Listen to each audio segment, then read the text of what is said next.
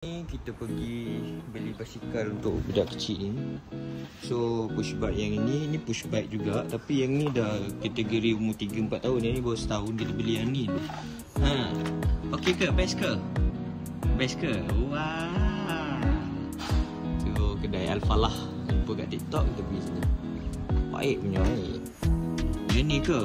Nak yang ni ke? Alamak, macam mana ni?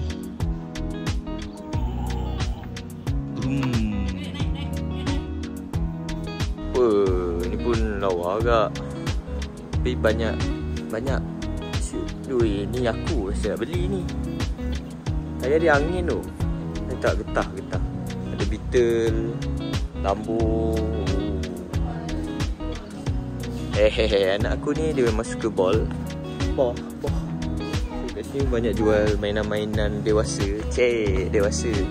Sekejap, aku nampak lori tadi. Lori Jepun tu. Mana dah? Oh, dekat depan. Ni lah. Lori Jepun. Mahal lori ni. So, sebenarnya Riyad hanya nak ball je kan? Basikal-basikal ni tak nak. Ball je. Nak ball.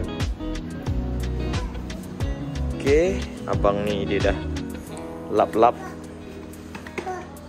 Baik punya. Riyad, Papa belikan Riyad motor. Kenapa Riyad nak ball juga?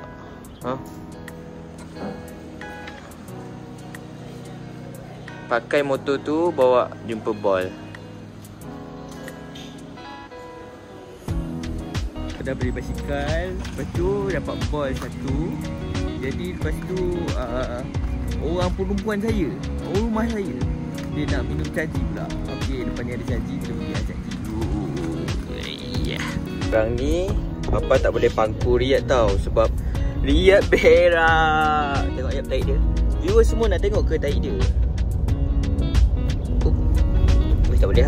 Kami pun dah balik daripada rumah Pek Hitam wife aku yang ada budak rempit tu. So first time Maps bagi kita orang pergi ke Temiang. Selalu nak balik Jasin ni tak lalu Temiang ni. Selalu terus keluar Plus, tapi ni lalu lekas dulu. So lalu Temiang, kita nak tengok view yang di viral-viral. Aku tak pernah pergi selama ni tau. Tahu tak? Budak ni tengah tidur.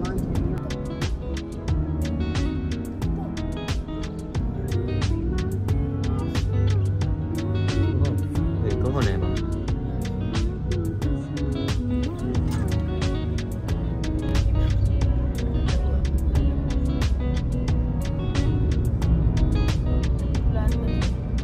Ke highway tu salah lah, dekat atas tadi lah.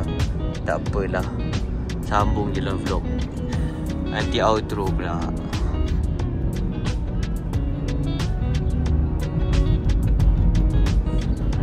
Nasib baiklah kita orang ni orang Jashin.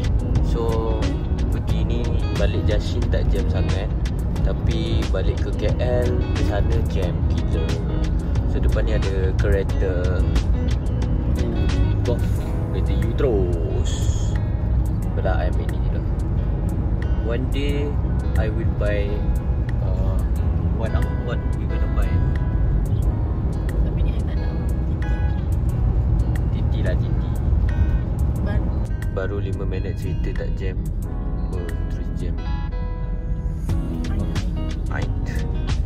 Bila teruk lah kamera. Nak kena beli kamera baru. Support guys, subscribe. Boleh beli kamera baru. Alhamdulillah sudah sampai ke rumah Jasin. So sekejap lagi buat outro. Masukkan kereta dulu. Dah sampai rumah. So actually vlog ni bukan vlog, dia adalah video pertama budak ni dapat basikal. So thank you for watching. Assalamualaikum. Salah. So thank you for watching. Bye bye Riyad. Bye bye.